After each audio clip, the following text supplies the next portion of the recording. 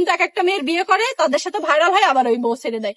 এখন আমাকে বলছে তোর আমি ছেড়ে দেবো, তোর নিয়ে আমি সংসার করবো না। ও আসলে মানুষের দেখানোর জন্য আর ওর এক্স কে জ্বলানোর জন্য, তাছাড়া কিছু না। খাতি সুতি বস্তি সবসময় বলে ওই এক্সই ভালো ছিল, আগের পুলিশ বউ ভালো ছিল, তুই খারাপ, তুই পতিতা।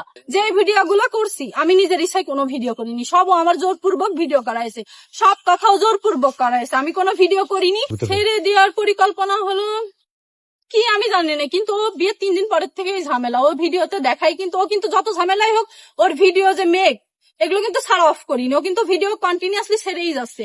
আর বিয়ের পরে ভিউ গুলো দেখবেন, বিয়ের আগের ভিউ গুলো দেখবেন, যে আসলে ও কি বউ ব্যবসায়িক নাকি ও একা একাই ভাইরাল হয়েছে। ও কিন্তু মানে আগের প্রথম যে ভাইরালটা হইলো কিন্তু ওই যে পুলিশ, মহিলা পুলিশ যার বিয়ে করছিল না, তার দিয়ে কিন্তু ওর ভাইরালটা তার মানে ওই যে পিছন ব্যাক সাইড দিয়ে ওর ভাইরালটা কিন্তু না হলে ও কিন্তু একাকিত্ব ভাবে কোনো ভাইরাল হয়নি। না না, আমার সাথে এরকম কোনো কন্ট্যাক্ট ছিল না। আমি প্রথমে যখন বিয়ে হয় 3-4 দিন পরে আমি বলছিলাম বিয়ের ভিডিওটা ছাড়ো, আর কোনো ভিডিও আমি করবো না, যাতে আসলে ওর যে এক্স ও আসতে চাইছিল ওর কাছে। তো আমি ওইটা সাক্ষী, ফোন দিছিল, আমি দেখছিলাম ফোন দিছিল।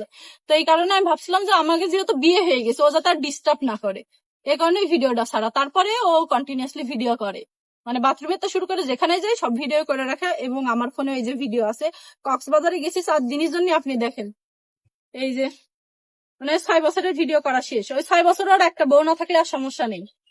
এই দেখেন কক্সবাজারের সবগুলো, কিন্তু দেখেন এই যে সব কক্সবাজারে দেখেছেন। মানুষ কি কক্সবাজারে যে এরকম ছবি তোলে, ভিডিও করে? আর ভিডিও তো আমার ফোনে এত নেই, সব কক্সবাজারের যা আছে, মানে এখন ফোনে যা আছে সব কক্সবাজারের, দেখা যাচ্ছে না, সব কক্সবাজারের। ওর মানে ওর ওই আপনারা যে কিছুদিন আগে শুনছিলেন না, ওর ডায়লগ কি, ওর প্রথম শেষ ডায়লগ কি হলো যে আমি পতিতা বিয়ে করি। তুই